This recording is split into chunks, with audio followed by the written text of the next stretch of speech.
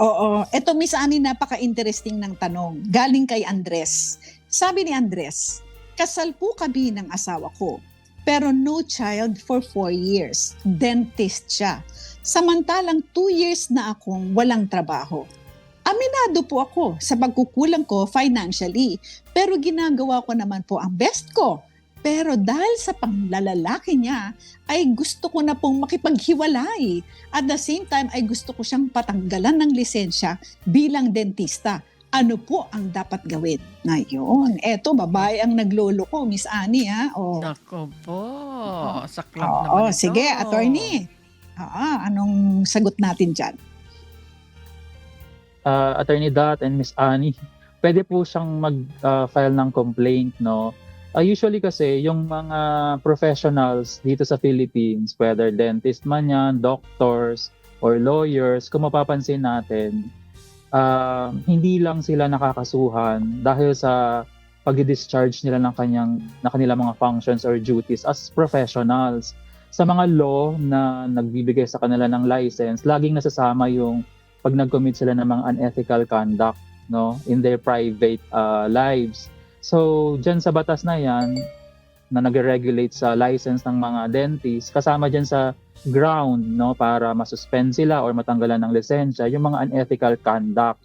So, yan, yung pangbababae or yung pag-commit ng adultery, no, or panlalalaki, etc., unethical conduct yan. So, pwede po siyang mag-file ng complaint, no, either sa PRC or dun sa pinaka-regulatory board na nag-handle ng mga dentist, no. So, yan po yung kanyang gawin. Pero, hindi porket bababa yung quantum of evidence sa admin cases, puro allegations lang or bare allegations yung gagawin niya. Dapat meron po siyang matibay na ebidensya na talagang nagloloko po yung kanyang asawa. Okay, thank you for that, Attorney Noliver. How about you, Attorney Dot? Ano yun naman ang gusto mong sabihin Oo. dito sa usaping ito? Oo, so, yes. So, tinakel ni attorney yung tungkol sa license. Ako naman gusto kong itakel yung sinabi niya na gusto niya ng hiwalayan. Go ahead, hiwalayan mo. Oo, kasi kung nagloloko na talaga yan, unfair naman sa'yo, hindi ba? Pagkatapos, meron kang choices. Pwede kang mag-file ng legal separation, okay?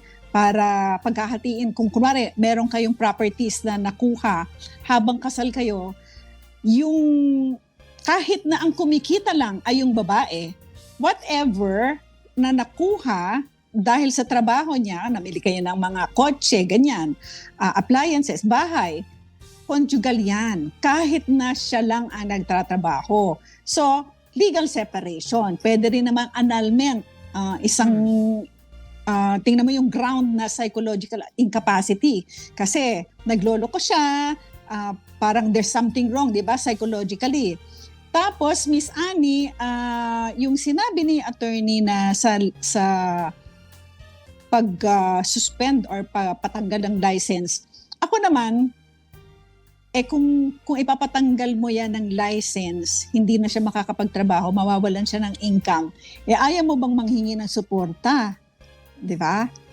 Kasi pwedeng pag naghiwalay na kayo, manghingi ka ng suporta kasi siya yung nagtatrabaho, ikaw wala kang makuhang trabaho, sayang yung kikitain niya pag pinatanggal mo yung license. Ako, that's my personal opinion. Of course, you have to consult a lawyer na yung talagang mag-usap kayo para malaman lahat nung details nung situation mo.